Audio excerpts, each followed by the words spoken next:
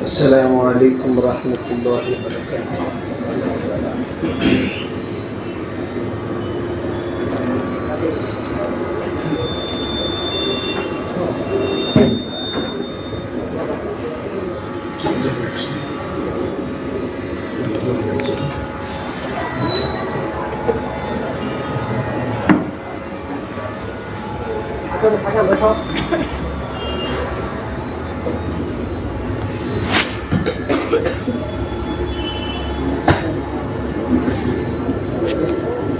بسم اللہ الرحمن الرحیم۔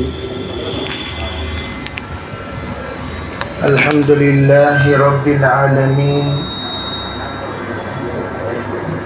والصلاة والسلام علی سید الانبیاء والمرسلین، محمد وآلہ واصحابہ اجمعین۔ اما بعد فاعوذ باللہ من الشیطان الرجیم، بسم اللہ الرحمن الرحیم۔ اقرأ وربک الاکرم الذی علم بالقلم علم الانسان ما لم يعلم۔ وقال اللہ سبحانہ وتعالی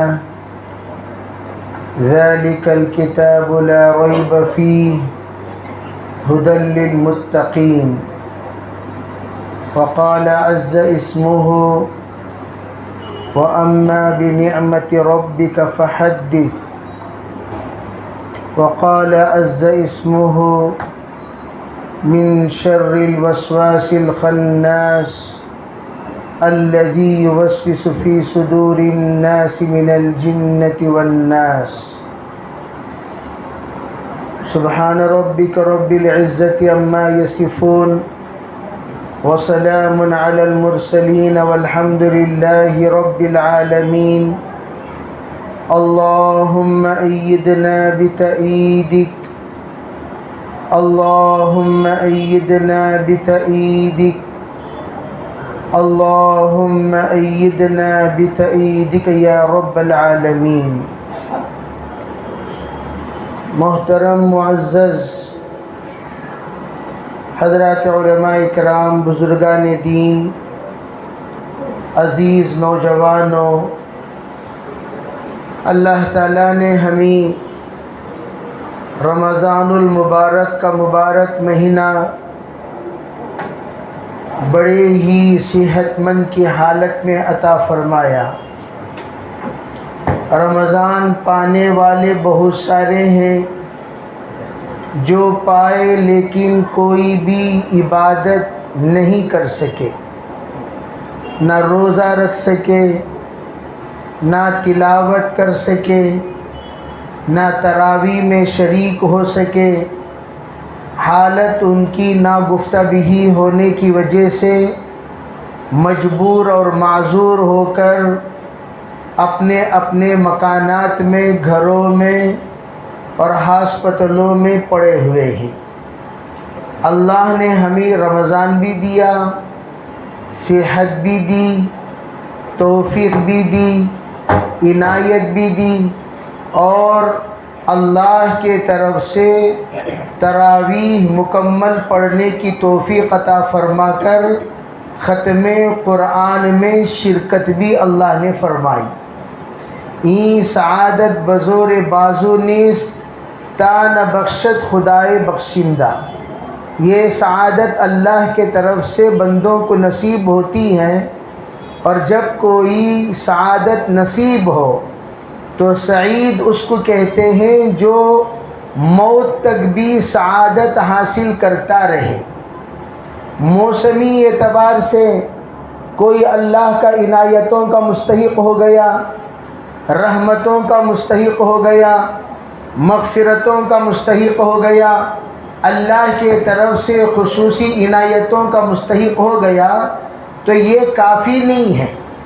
جیسے میں کہا کرتا ہوں بھئی سیزن میں کسی کا بزنس ہوا، صرف سیزن میں ہوا، پھر 11 مہینے بیچارہ خالی بیٹھا رہا، تو آپ یقیناً بتائیے اس سے جب ہم پوچھیں گے جناب آپ کا کاروبار کیسا چل رہا ہے، اس کا جواب بڑا اداسی والا جواب ہوگا، اس کا الحمدللہ کئی چیزوں کا ترجمان ہوگا۔ جب بھی کوئی بندے سے آپ خیریت پوچھیں، وہ جب الحمدللہ کہتا ہے تو اس کے الحمدللہ کبھی دکھ بھرا، کبھی داستان بھرا، کبھی تکلیف بھرا، کبھی حالات بھرا، کبھی اپنی زندگی بھر کے تمام طرح کے زحمتوں بھرا الحمدللہ ہوتا ہے۔ اس الحمدللہ سے آپ ان کی صحیح الحمدللہ کا پرسنٹیج کا اندازہ لگا لے سکتے ہیں۔ وہ الحمدللہ کہہ رہا ہے، لیکن کتنا پرسنٹ وہ الحمدللہ ہے؟ کیا وہ الحمدللہ ماشاء اللہ کے درجے پر ہیں؟ کیا وہ الحمدللہ انا للہ کے درجے پر ہیں؟ وہ الحمدللہ سبحان اللہ کے درجے پر ہیں؟ وہ الحمدللہ لا حول کے درجے پر ہیں؟ کس درجے پر وہ الحمدللہ ہیں، اس کی کیفیت کو دیکھ کر آپ اندازہ لگا لے سکتے ہیں۔ اسی طرح ہم بھی اللہ کے سامنے حاضر ہوئے ہیں، اللہ کے سامنے ہماری بھی نمازیں ہوئی ہیں، ہماری بھی تلاوت ہوئی، ہمارا بھی قیام ہوا، ہمارا بھی رکوع ہوا، ہم بھی ماشاءاللہ اللہ کے سامنے بندگی کے طور پر اپنی عبادت کو پیش فرمایا۔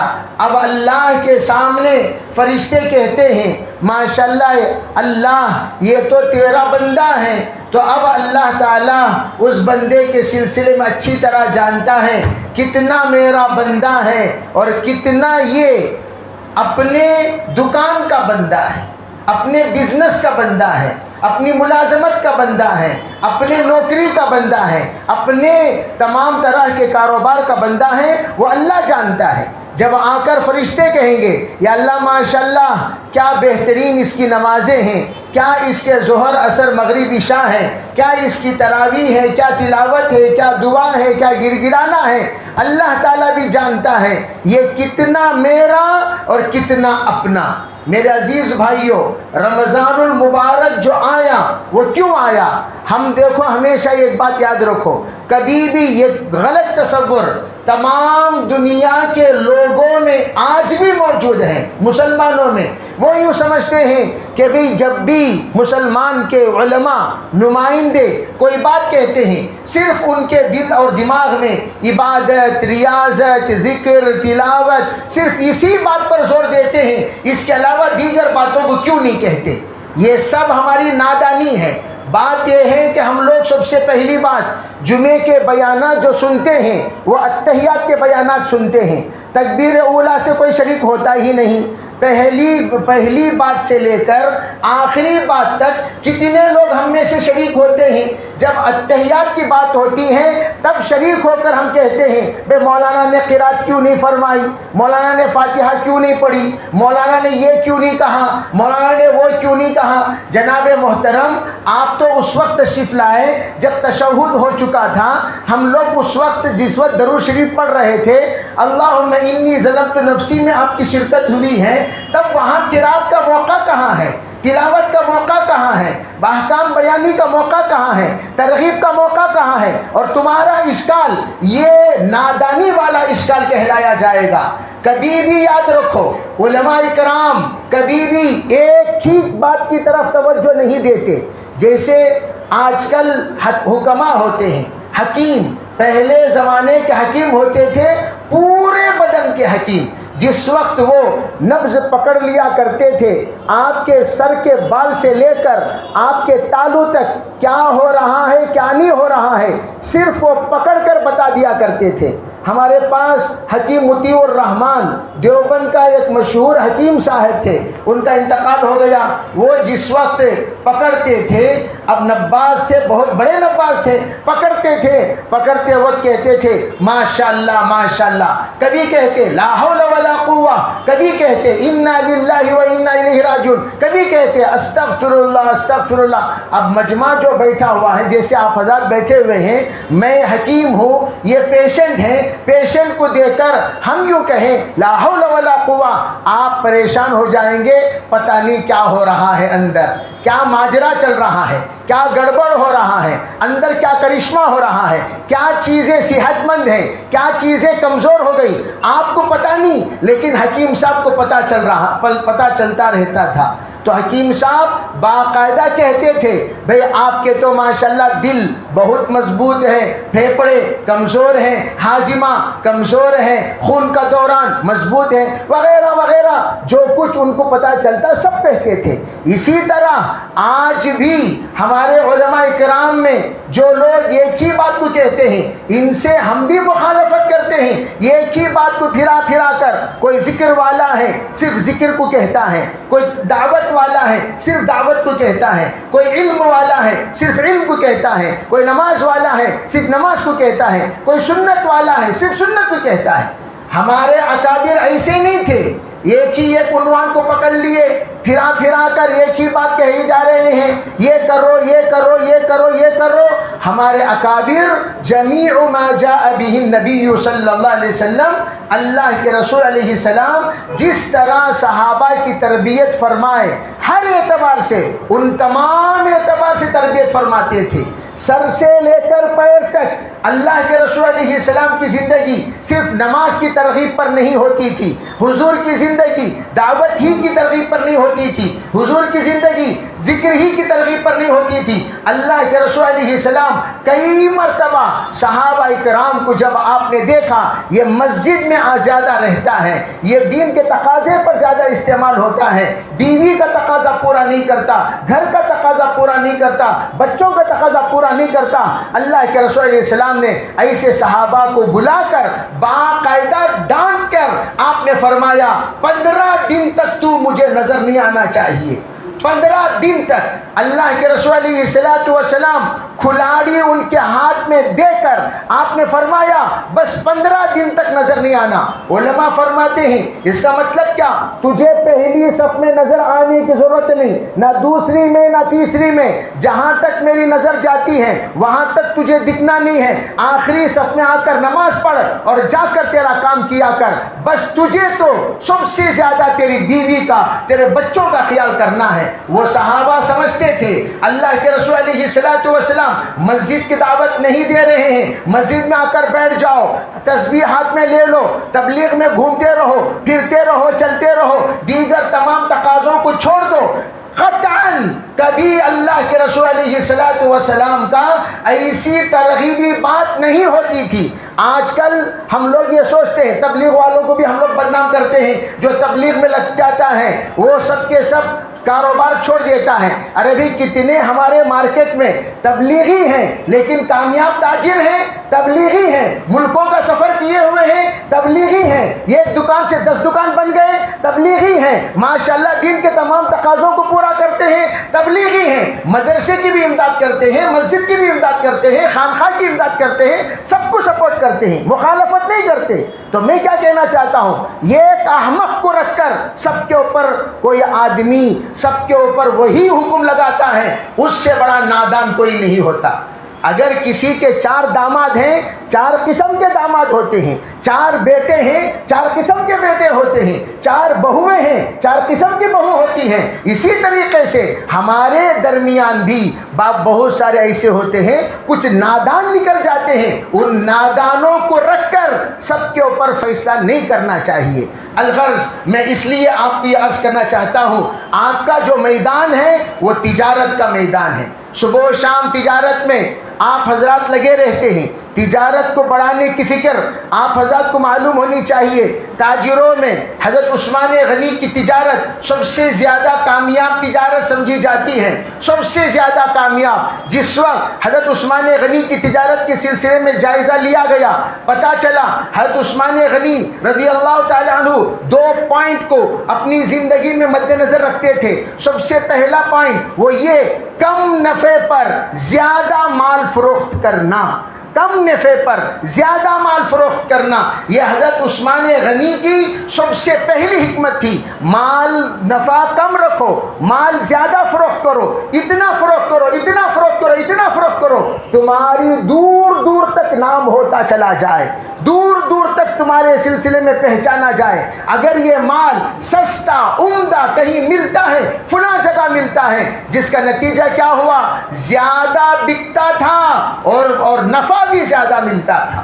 یہ حضرت عثمان غنی کی 2 بنیادی طور پر حضرت عثمان غنی نے تجارت کا گر یہ طے کر لیا۔ لیکن ہم لوگ ایسے نادان ہیں، ایک پارٹی مل گیا تو اسے ذبح کرو، اسے ذبح کر اسے ٹکڑے ٹکڑے مار دو، جب تک اسے آ کر دفن نہیں کر دیتے اس کے پیچھے پڑ جاتے ہیں۔ بھائی ایسا نہیں ہونا چاہیے۔ ہماری تجارت میں نفع کم ہو لیکن ہماری تجارت اور ہمارے مول کا، ہماری قیمت کا دور دور تک، آج بھی آپ مدینہ چلے جائیے، جا کر پوچھئے حضرت عثمان غنی کے کھجور کے باغات کہاں ہیں، آپ کو لے جائیں گے، آج بھی ان کی تجارت جاری ہے۔ میں آپ کو یہ بتانا چاہتا ہوں، حضرت عثمان غنی کی یہ نیت، حضرت عثمان غنی کی یہ حکمت، حضرت عثمان غنی کی جو دعائیں اپنی تجارت کے ساتھ لگی ہوئی تھی، آج بھی حضرت عثمان غنی کی تجارت جاری ہے اور اس کا نفع مسجد نبوی میں استعمال ہوتا ہے۔ حضرت عثمان غنی نے باقاعدہ لکھ دیا، میرے باغات آج جب تک رہیں گے تب تک اس کا جو کچھ بھی آمدنی ہوگی مسجد نبوی کے اخراجات میں خرچ کیا جائے گا۔ آج بھی جو دسترخوان مسجد نبوی میں تمام افطاری والوں کے لیے ابتدائی صفوف میں بچھائے جاتے ہیں، وہ حضرت عثمان غنی کے باغات کی آمدنی کے صفوف ہیں اور اسی کی آمدنی سے افطاری کرائی جاتی ہے۔ میں کیوں بتانا چاہتا ہوں، جب بھی تجارت شروع کرو اس نیت سے کرو، یا اللہ نسل ہاں نسل تک اس تجارت کو جاری و ساری فرما۔ تجارت سے بڑھ کر کوئی بھی بہترین آمدنی کا ذریعہ نہیں ہے۔ حضرت مولانا شیخ الحدیث زکریا صاحب رحمت اللہ علیہ نے آداب تجارت کتاب تحریر فرمائی۔ حضرت نے فرمایا تجارت میں 90% اللہ نے برکت رکھی ہے، لیکن 2 چیزیں بنیادی طور پر ہونی چاہیے۔ نمبر 1 صادق ہو، نمبر 2 امین ہو۔ یہ دونوں جس کے اندر ہو جائے، صادق الامین، انشاءاللہ اس کی تجارت کو آنچ آنے اللہ نہیں دے گا۔ نمبر 3 وہ زکوٰۃ پابندی سے ادا کرنے والا بن جائے۔ من اصلح ما بینہ و بین اللہ اصلح اللہ له ما بینہ و بین خلقی، جو اپنا اور اللہ کا معاملہ صحیح کر لیتا ہے، اللہ اس کا اور بندوں کا معاملہ صحیح رکھتا ہے۔ ہمیشہ تمہارے کسٹمر تمہارے ہی بن کر رہیں گے، تمہیں چھوڑ کر کہیں نہیں جائیں گے۔ اللہ تمہارے ادب، تمہارے سلسلے میں اہمیت، تمہارے سلسلے میں قدردانی، تمہارے سلسلے میں وقار ان کے دلوں میں ڈالے گا، وہ مکمل تمہارے اعتماد والے بنیں گے۔ وہ کب؟ جس وقت آپ کے اندر یہ صفات ہوں۔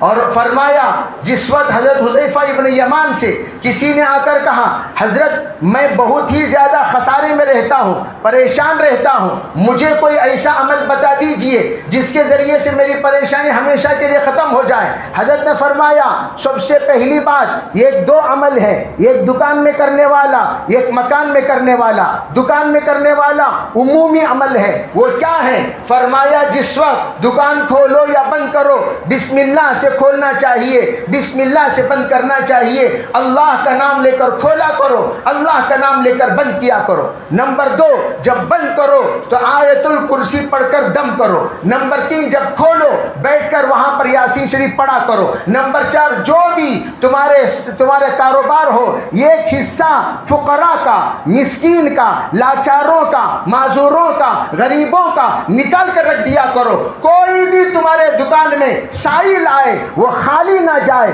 کیوں؟ بہت سارے سائل آزمائش کے طور پر آتے ہیں, بہت سارے سائل محتاج بن کر آتے ہیں, بہت سارے سائل امتحان کے لیے آتے ہیں, بہت سارے سائل اللہ کی طرف سے آتے ہیں. تمہیں پتہ نہیں چلتا کون سا سائل کیا ہے. آپ نے تمام سائلوں کو عطا کیا, جو بھی آپ نے عطا کیا 5 روپے سے ہی آپ کے دکان سے وہ سائل لے کر ہی آگے بڑھے. علماء فرماتے ہیں اگر تم نے یہ نظام بنا دیا, کسی سائل کی ایسی دعا نکل پڑتی ہے, وہ دعا نسل ہاں نسل تک برقرار رکھنے کا سبب بن جاتی ہے. تو اس لیے یہ چیز تو یہ عمل بتایا. پھر فرمایا اپنے سنتیں دکان میں آ کر پڑھا کرو. فرض جعل المساجد للفرائض, ہم لوگوں کی عادت مسجدوں میں تمام سنتیں پڑھ لیتے ہیں. نماز کی پہلی سنت, نماز کی بعد کی سنت سب مسجدوں میں, دکان میں آ کر کوئی بھی نماز نہیں پڑھتا. حالانکہ اللہ کے رسول علیہ السلام کا ارشاد ہے جعل المساجد للفرائض, مسجدیں کی تعمیر جو کی گئی ہے وہ فرض نمازوں کے لیے کی گئی ہیں. فرض نمازیں ہیں تو آپ مسجد میں ادا کیجئے, بقیہ سنتیں گھر میں یعنی تو دکان میں آ کر آپ ادا کیجئے. انشاءاللہ اللہ تعالیٰ اس دکان کو برکت والا رحمت والا بنائے گا. نمبر 2. نمبر 3 کیا؟ جس وقت گھر کو جائیں, فرمایا گھر کو جاتے وقت السلام علیکم ورحمۃ اللہ, آپ کو سلام کرنا چاہیے. السلام علیکم ورحمۃ اللہ والصلاۃ والسلام علی رسول اللہ. پھر اعوذ باللہ پڑھو, بسم اللہ پڑھو, قل هو اللہ احد اللہ الصمد لم یلد ولم یولد ولم یکن لہ کفوا احد. یہ ایسا عمل ہے جس کو حضرت نے بتایا. سننے والے یہ کہتے ہیں جب سے میں نے یہ عمل شروع کیا اللہ جانتا ہے کہ اللہ کہاں سے کدھر سے مجھے عطا کرنے کا دروازہ کھول دیا, مجھے پتہ ہی نہیں چلا, مجھے گننے کی فرصت نہیں ہوتی تھی.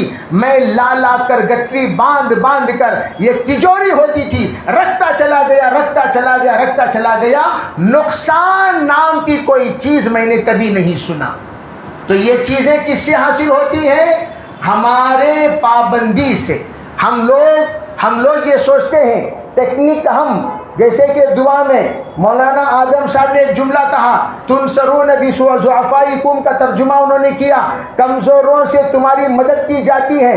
بعض نوکر ہمارے دکان میں ایسے ہوتے ہیں جو کسی بھی کام کے نہیں ہوتے, لیکن ہم بار بار کوستے رہتے ہیں نالائق, گدھے کہیں کے, بیوقوف, یہ ہے وہ ہے, جو ہے وہ ہم کہتے رہتے ہیں. ہمیں پتہ نہیں چلتا وہ دکان میں جو بندہ ہے اسی کی برکت سے ہمیں رزق دیا جا رہا ہے, ہمیں معلوم ہی نہیں ہوتا. وہی جس کو ہم نالائق کہہ رہے ہیں حقیقت میں وہی لائق ہے. جس کو ہم نالائق کہہ رہے ہیں وہ رزق کا دروازہ ہے. حضور کی خدمت میں ایک شخص آئے, آ کر کہنے لگے حضور میرا ایک بھائی ہے, کھاتا ہے سوتا ہے, بس اس کے علاوہ کچھ نہیں کرتا, میں چاہتا ہوں اسے اپنا گھر سے نکال دوں. اللہ کے رسول علیہ الصلوۃ والسلام نے فرمایا نہ تنصرون بضعفائکم, تمہارے گھر میں, تمہارے دکانوں میں, تمہارے ارد گرد, تمہارے خاندان میں, تمہارے پریوار میں کچھ ایسے کمزور ہوتے ہیں, انہی کی وجہ سے تم رزق دیے جاتے ہو. یہ کوئی معمولی بات نہیں. بوڑھے ماں باپ جب گھر میں ہوتے ہیں اللہ برکتوں سے نوازتا رہتا. خود ہمارا خاندان اس کا نمونہ ہے.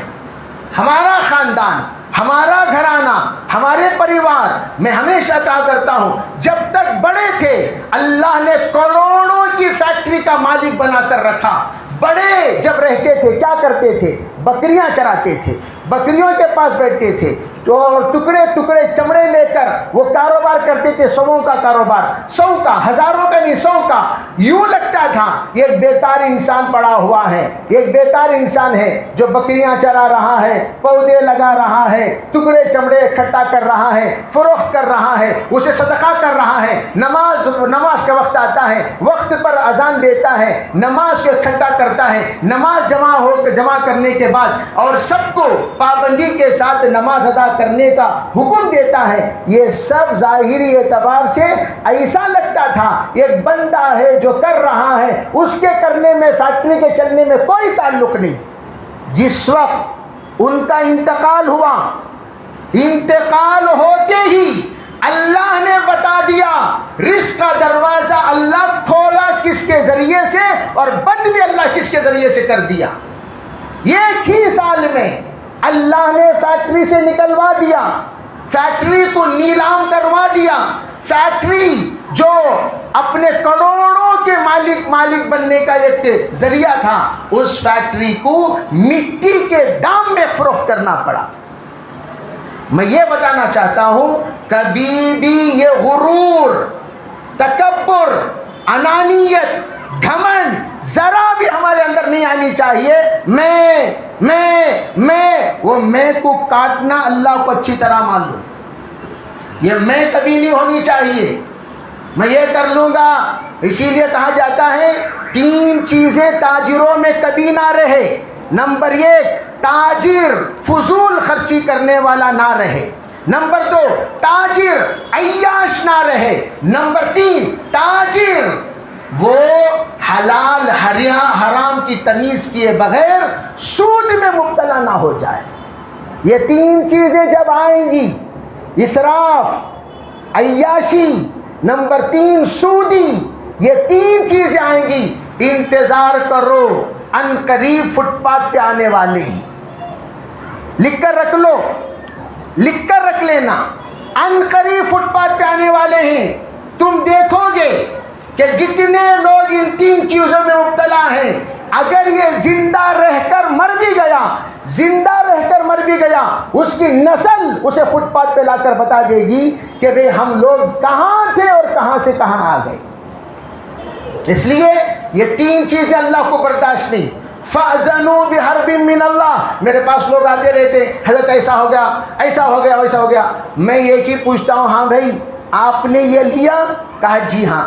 میں کبھی بھی اپنے طرف سے جواب نہیں دیتا, کسی بھی مسئلے کا حل اپنے طرف سے کبھی نہیں دیتا.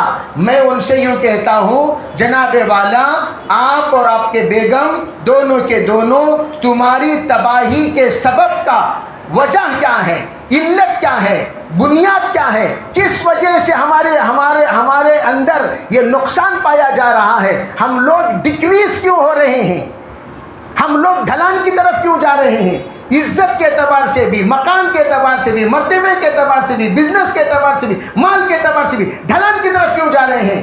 اس کے لیے تم 3 دن استخارہ کرو, تم بھی کرو, تمہاری بیوی بھی کرے.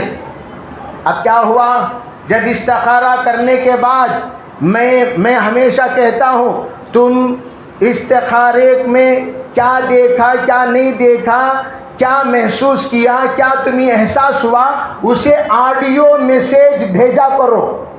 آڈیو میسیج بھیجے گا, ہم سنیں گے ہی نہیں.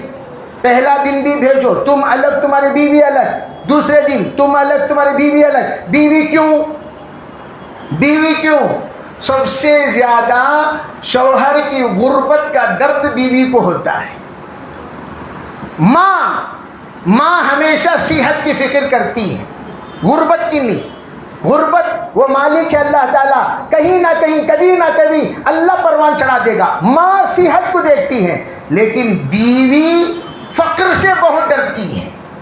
کہیں ایسا نہ ہو میرے مال فروخت کرنے کی نوبت آ جائے, کہیں ایسا نہ ہو میرے زیورات فروخت کرنے کی نوبت آ جائے, کہیں ایسا نہ ہو میری عزت جو خاندان میں ایک مقام پر ہے وہ مقام سے میں نیچے اترنا جاؤں. کہیں ایسا نہ ہو کہ ہم لوگ کار سے 2 ویلر میں نہ آ جائیں, ہم تو 2 ویلر سے کار میں آئے تھے, کار سے آگے بڑھے تھے.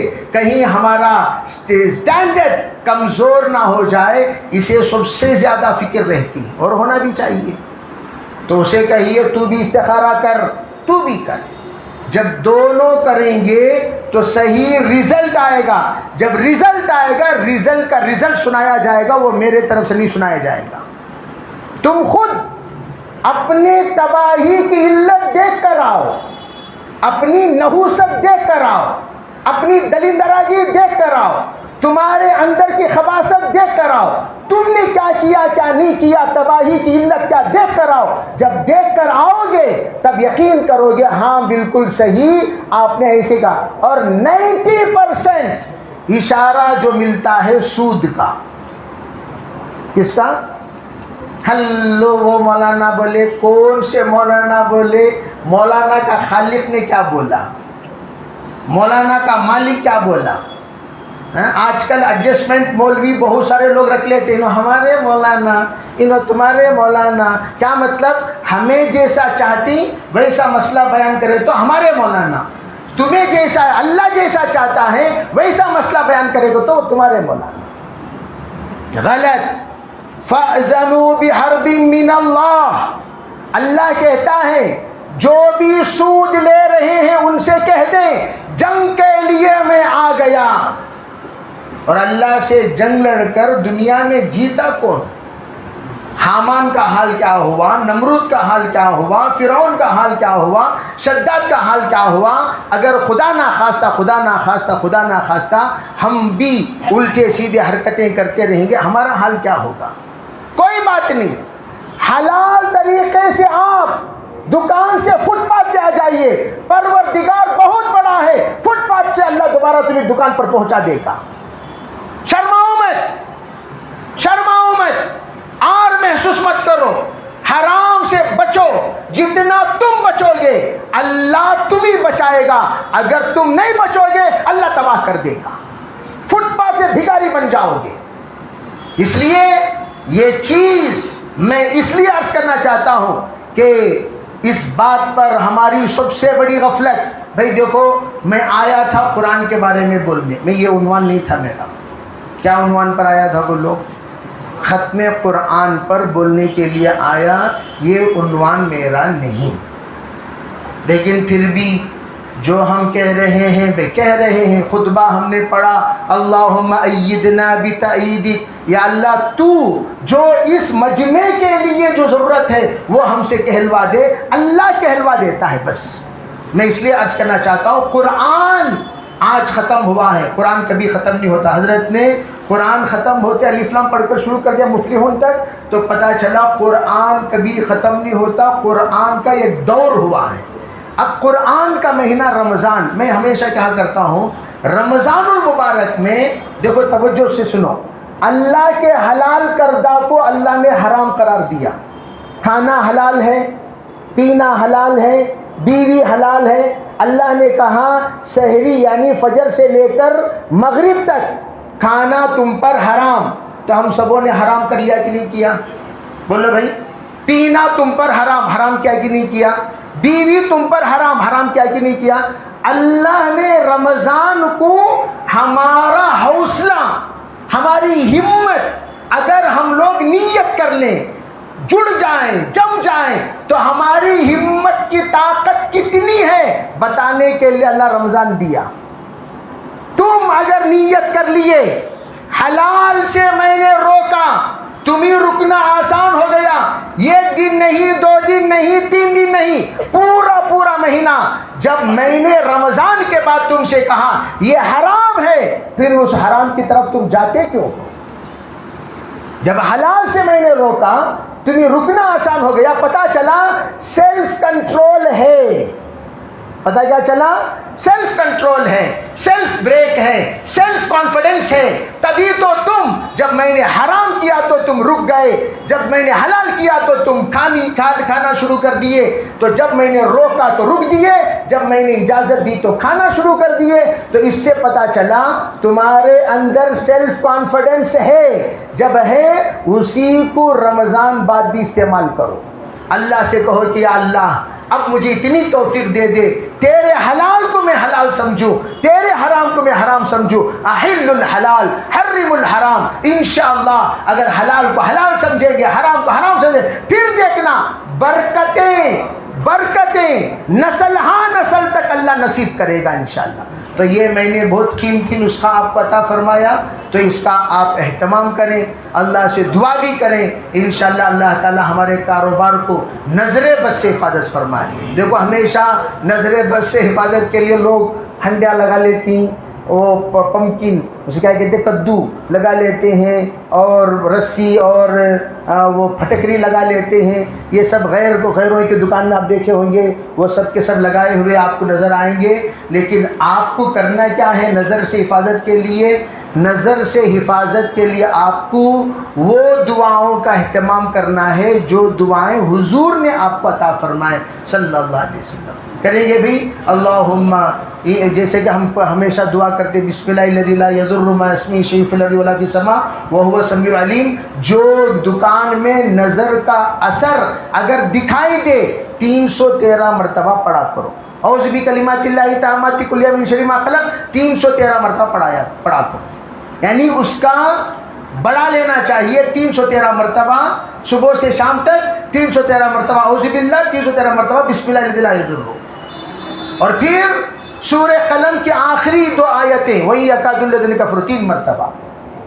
اور پھر علماء فرماتے ہیں پورا دن دکان میں 1000 بار استغفار کر لے. کتنے مرتبہ؟ جو بندہ صرف 1000 بار، کوئی 1000 بار کوئی مشکل نہیں. دکان میں بیٹھ کر خالی یہاں وہاں دیدار کرنے کے بجائے ہم بیٹھ کر ذکر میں لگ جائیں تو انشاءاللہ 3 فائدے ہوں گے استغفار کے. جعل اللہ من کل ہم فرجا ومن کل ضیق مخرجا ویرزقہ من حیث لا یحتسب. حضرت ابو حنیفہ سے کسی نے پوچھا رحمت اللہ علیہ، حضرت میرے گھر میں لڑائی ہے، اکثروں کے گھر میں چٹ پٹ وہ چٹ پٹ ان بن چلتے ہی رہتا ہے. اب لوگ دماغ خراب دکان میں آ کر بھی یعنی اس کا ٹینشن کو مینشن کرنا مشکل ہو جاتا ہے. تو کرنا کیا چاہیے؟ حضرت نے فرمایا حدیث پاک میں ہے 3 کام کرو، 1 کام کرو 3 فائدے ہوں گے. پہلا کام کیا؟ فجر کی 2 رکعت سنت. فجر کی 2 رکعت سنت گھر میں پڑھا کرو. فجر کی 2 رکعت سنت گھر میں پڑھا. فجر جا کر پڑھنا مسجد میں، لیکن 2 رکعت سنت پڑھنا کہاں؟ گھر میں. جو فجر کی 2 رکعت سنت گھر میں پڑھتا ہے 3 فائدے. نمبر 1، گھر میں جھگڑا ختم. کہو انشاءاللہ ہم سب پڑھیں گے. گھر میں جھگڑا ختم. اس لیے کہ فجر میں دکان تو نہیں ہے، بے ظہر اثر مغرب عشاء میں دکان میں پڑھو سنت. پھر آپ یوں کہیں گے دکان میں پڑھو، بولے نا مولانا میں دکان میں ظہر اثر پڑھو، بولے ایسا فجر کام پڑھو. فجر میں دکان کھلتی کیا؟ میں کئی مرتبہ یہاں سے گزرا ہوں 10 بجے، تب بھی ماشاءاللہ تہجد میں گزرے جیسا فیلنگ رہتا ہے. تہجد میں گزر رہا ہوں، 4 بجے گزر رہا ہوں، 5 بجے 10 بجے گزرتا ہوں یہاں سے کبھی کبھار. تو مجھے حیرت ہو جاتی ہے 10 بجے. پھر لوگ کہتے ہیں نہیں 11 بجے صبح ہوتی ہے صبح. الحمدللہ. تو میں یہ عرض کر رہا ہوں فجر جو پڑھیں گے ہم کہاں پڑھیں گے بولو؟ گھر میں 2 رکعت سنت. پہلا کام جھگڑا ختم. نمبر 2 اللہ تعالی رزق میں برکت دیں گے. نمبر 3 دین پر استقامت دیں گے، بے دین نہیں ہوں گے انشاءاللہ. تو یہ 3 کام. اچھا میں نے جو کہا استغفار 1000 بار پڑھنے سے 3 فائدے، یہ بھی حدیث پاک میں جعل اللہ من کل ضیق. حضرت علی رضی اللہ عنہ تشریف فرما تھے. 7 مسائل لے کر لوگ آئے. مختصر وقت ہے، کتنے مسائل لے کر آئے؟ 7 مسائل کا حل حضرت نے فرمایا استغفار کرو، استغفار کرو، استغفار کرو. اللہ تعالیٰ کہتا ہے تم استغفار کرو. یرسل السماء علیکم مدرارا ویمددکم باموال وبنین یجعل لکم جنات ویجعل لکم انہارا. اللہ تعالیٰ استغفار کی برکتیں خود بتا رہا ہے. دینے والی ذات کون؟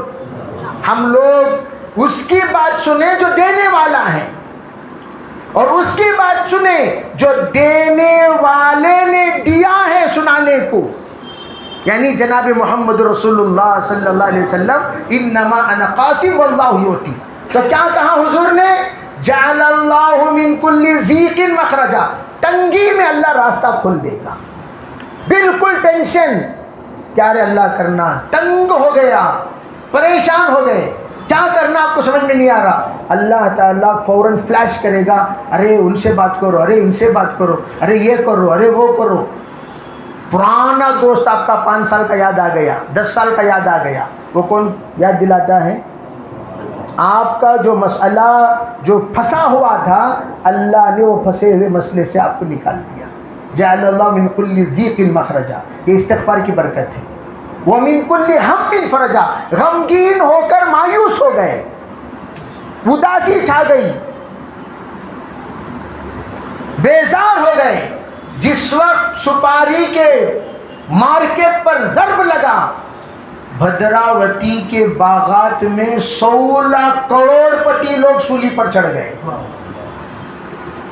میں ہمیشہ کہا کرتا ہوں وَمَن يَتَوَكَّلْ اللہ پر بھروسہ کرنے والا کبھی ایسا قدم نہیں اٹھاتا. کافی ڈے والا مر گیا, اس نے کیا سوچا مرنے ہی میں مسئلے کا حل ہے.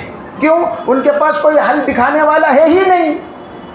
لیکن ہماری شریعت حل بتاتی ہے. تو آپ کو ضیق جہاں تنگی ہوگی اللہ راستہ کھولے گا, اللہ کھولے گا, اور پھر اللہ وہاں سے رزق دے گا جہاں آپ کا گمان بھی نہیں ہوگا. کہو انشاءاللہ. کریں گے بھی انشاءاللہ. اور میں آپ سب سے مبارکبادی بھی دیتا ہوں اور تاجروں سے امید بھی رکھتے ہیں انشاءاللہ. ایسی نیت کرو یا اللہ میری تجارت کو اتنا بڑا اتنا بڑا اتنا بڑا, جتنی بھی دینی ضرورتیں ہیں وہ سب مجھ سے اللہ پورا کروائے, اور جتنے مصارف ہیں سب میں آ کر خرچ کرنے والا بنو. اللہ مجھے دینے والا بنا, کبھی مجھے لینے والا نہ بنا. انشاءاللہ اللہ ہمیشہ اوپر. لیکن علماء کو دیتے وقت کیسا دینا چاہیے ایک ادب بتا دیتا ہوں. حضرت قاری طیب صاحب رحمۃ اللہ علیہ گجرات تشریف لے گئے. ایک تاجر صاحب تھے جو ماشاءاللہ خوب تجارت کرتے تھے, خود مدرسہ چلاتے تھے. ان کے نسلوں میں علماء حفاظ کوئی پیدا ہوئے ہی نہیں, حالانکہ کئی لوگوں کو انہوں نے مدرسے میں داخل کیا. حضرت سے آ کر یہ کہا حضرت میں خود مدرسہ چلاتا ہوں, خرچہ اٹھاتا ہوں, لیکن میرے خاندان میں ایک بھی حافظ نہیں, کوشش کرتا ہوں کوئی حافظ بن جائے. حضرت نے پوچھا آپ اپنے اساتذہ کو تنخواہ کیسا دیتے ہیں؟ تو انہوں نے کہا میرے آفس میں بلاتا ہوں, وہاں پر کرسیاں لگی ہوئی ہیں اور وہاں بلا کر میں دیتا ہوں. حضرت نے فرمایا نہیں, آپ اساتذہ کے حجرے میں خود جائیے, اور جانے کے بعد بڑے ادب سے آپ کو تنخواہ دینا ہے, اور تنخواہ دیتے وقت خیال رکھیں آپ کا ہاتھ کبھی اوپر نہ رہے, اس لیے کہ آپ وارثین انبیاء کو دے رہے ہیں. وارثین انبیاء کا مقام, نبیوں کا جس طریقے سے ادب کرنا چاہیے, انبیاء کے وارثین کا ادب اس سے کچھ کم صحیح کرنا چاہیے. لیکن کیسا دیں؟ فرمایا آپ کا ہاتھ رہے نیچے, ان کا ہاتھ رہے اوپر. آپ ایسا پیش کیجئے وہ اوپر سے اٹھا لیں, تاکہ ان کا ہاتھ اوپر رہے اور آپ کا ہاتھ نیچے رہے. وہ بزرگ کہتے ہیں میں صرف اس ادب پر عمل کرنا شروع کیا, آج میرے خاندان میں 65 حفاظ ہیں. سب نیت کریں گے بھی انشاءاللہ. وآخر دعوانا الحمدللہ.